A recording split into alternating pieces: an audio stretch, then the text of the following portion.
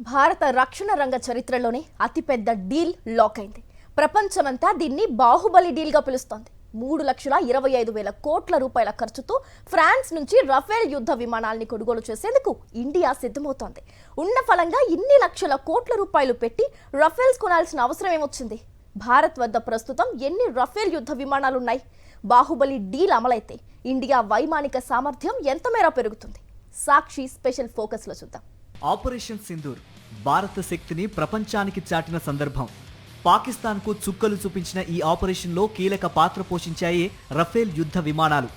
భారత్ అమ్ముల పొదిలో తిరుగులేని అస్త్రంగా కొనసాగుతున్న రఫేల్ ఫైటర్ జెట్స్ను మరిన్ని సమకూర్చుకోవాలని నిర్ణయించింది ఇండియా.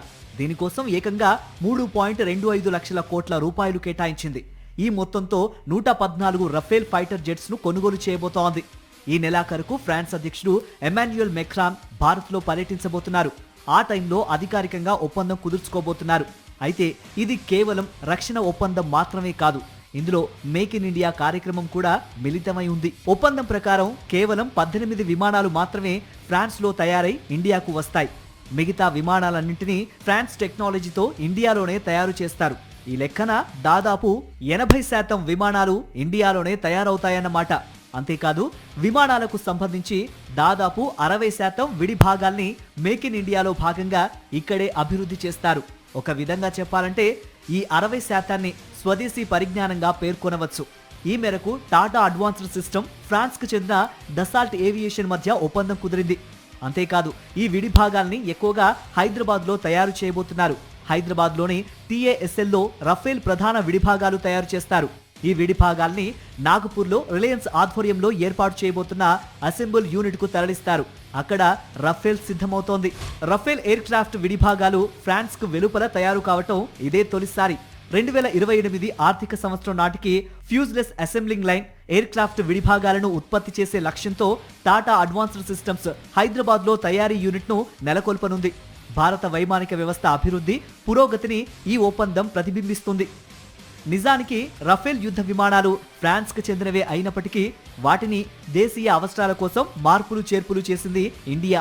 భారత అవసరాలు, భౌగోళిక పరిస్థితుల్ని దృష్టిలో పెట్టుకుని రఫేల్కు అదనంగా కొన్ని విడిభాగాలు, ఎలక్ట్రానిక్ ఉపకరణాల్ని అమర్చింది. ఈ మార్పులు చేర్పులు ఆపరేషన్ సింధూర్ టైంలో బాగా పనికొచ్చాయి. వైమానిక దళంలో రఫేల్ సూపర్ సక్సెస్ అయింది. దీంతో త్వరలోనే వీటిని నౌకాదళంలో కూడా ప్రవేశపెట్టబోతున్నారు. ఒప్పందం పూర్తి స్థాయిలో అమలైతే 114 రఫేల్స్లో ఇండియన్ నేవీకి 26 రఫేల్స్ సమకూరుతాయి. దశాబ్దాలుగా మిగ్ విమానాలపైనే ఆధారపడింది ఇండియా. అయితే వాటి కాలం చెల్లింది, టెక్నాలజీ కూడా మారిపోయింది. పైగా కొన్ని మోడల్స్ ఫెయిల్ అయ్యాయి. దీంతో సంప్రదాయంగా వస్తున్న MiG-29 యుద్ధ విమానాల్ని రఫేల్తో భర్తీ చేస్తోంది భారత్. ఇప్పటికే దశల వారీగా 36 రఫేల్స్ను సమకూర్చుకున్న ఇండియా ఈసారి ఏకంగా 114 రఫేల్ యుద్ధ విమానాల్ని సమకూర్చుకోవాలని నిర్ణయించింది. ఇండియా ఇంత నమ్మకం పెట్టుకున్న ఈ యుద్ధ విమానాల ప్రత్యేకతలేంటి? శత్రు రాడార్లకు అందని టెక్నాలజీ రఫేల్ యుద్ధ విమానాల సొంతం. ఒకేసారి 3-4 లక్ష్యాలపై విరుచుకుపడే అత్యాధునిక సాంకేతిక పరిజ్ఞానం ఈ విమానాల్లో ఉంది. సాధారణంగా వైమానిక దళ వ్యూహాల్లో రౌండప్ చేసి కన్ఫ్యూజ్ చేయటం కామన్. రఫేల్ విషయంలో మాత్రం ఇది సాధ్యం కాదు. ఎందుకంటే మల్టీటాస్కింగ్లో తిరుగులేని పనితనం చూపిస్తుంది రఫేల్. ఆకాశం నుంచి ఆకాశంపైకి, ఆకాశం నుంచి భూమిపైకి, ఆకాశం నుంచి నీటి ఉపరితలంపైకి, ఇలా ఎన్నో రకాలుగా యుద్ధాలు చేయగలదు ఈ ఫైటర్ జెట్. ఆపరేషన్ సింధూర్లో భాగంగా లైన్ ఆఫ్ కంట్రోల్లో ఉన్న పర్వత ప్రాంతాల్లో తక్కువ ఎత్తులోనే ఎగిరినప్పటికీ పాక్ రాడార్లు వీటిని గుర్తించలేకపోయాయి. అదే వీటి గొప్పతనం. భారత గగనతలంలోనే ఉంటూ పాక్ ఆక్రమిత కశ్మీర్లోని ఉగ్ర లక్ష్యాల్ని అత్యంత ఖచ్చితత్వంతో ఛేదించాయి రఫేల్ విమానాలు. అత్యాధునిక క్రూయిజ్ క్షిపణులు, హ్యామర్ గైడెడ్ బాంబులను 500 కిలోమీటర్ల దూరం నుంచి ప్రయోగించి ఉగ్ర స్థావరాల్ని నాశనం చేశాయి. అలా పాకిస్తాన్కు దిమ్మ తిరిగే షాక్ ఇచ్చాయి.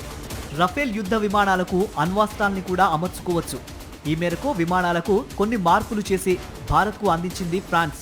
అంతేకాదు, రఫేల్ ద్వారా అణ్వాయుధాన్ని ప్రయోగించుకునేందుకు ప్రత్యేక అనుమతులు కూడా మంజూరు చేసింది. అమెరికా ఇలాంటి అనుమతులు ఇండియాకు ఇవ్వలేదు. అమెరికా నుంచి కొన్ని యుద్ధ విమానాల్ని భారత్ సమకూర్చుకున్నప్పటికీ అణ్వాయుధాల రవాణా, ప్రయోగాలకు అమెరికా అనుమతి నిరాకరించింది. ప్రస్తుతానికైతే హ్యామర్ బాంబులు, స్కాల్ప్ క్షిపణుల్ని మాత్రమే ఉపయోగిస్తోంది రఫేల్. దీంతో పాటు నిమిషానికి 2500 తూటాల్ని పేల్చే నెక్స్టర్ గన్ కూడా దీనికి అమర్చి ఉంది. రఫేల్లో 3 వేరియంట్లున్నాయి. రఫేల్ సి అనేది సింగిల్ సీటర్ విమానం. ఇది అత్యంత తేలికైన వేరియంట్. సర్రున దూసుకుపోయి నిమిషాల్లో పని పూర్తి చేయటం దీని ప్రత్యేకత. ఇక రఫేల్ బి విభాగంలో వెపన్ సిస్టమ్ ఇంకాస్త అప్గ్రేడ్ ఉంటుంది. ఆఫీసర్ కోసం రెండో కాక్పిట్ కూడా ఉంటుంది. ఒకరికి ఇద్దరు తోడుగా ఆపరేషన్లు చేయడానికి ఇది ఉపకరిస్తుంది. ఇక మూడో వేరియంట్ రఫేల్ ఎం.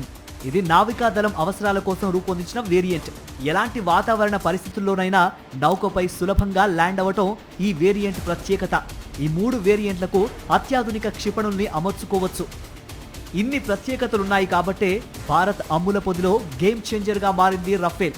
అందుకే ఇంత పెద్ద బాహుబలి డీల్కు సిద్ధమైంది ఇండియా. 2030 నుంచి రఫేల్ విమానాల డెలివరీ మొదలవుతుంది.